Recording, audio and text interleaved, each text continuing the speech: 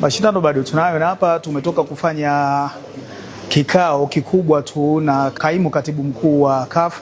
na ujumbe wake wote, na tuko Kampala, Uganda,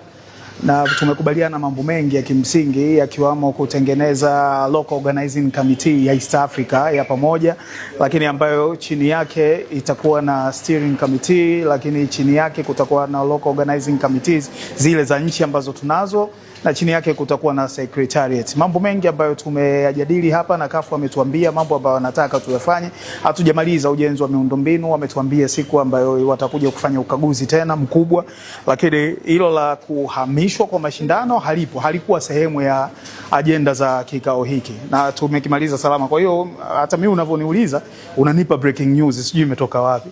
na naamini hata sehemu unaoniambia inataka kupelekwa South Africa, sidhani kama President Motsepe anaweza kukubali hiyo, kwa sababu hii ya kuleta finali za AFCON na Afrika Mashariki ni legacy project kwake, hata kuwa tayari kuiharibu kwa kuipeleka South Africa. Ila habari ambayo mimi nakupa ndio hii, hizo ni rumors tu na hakuna kitu cha namna hiyo.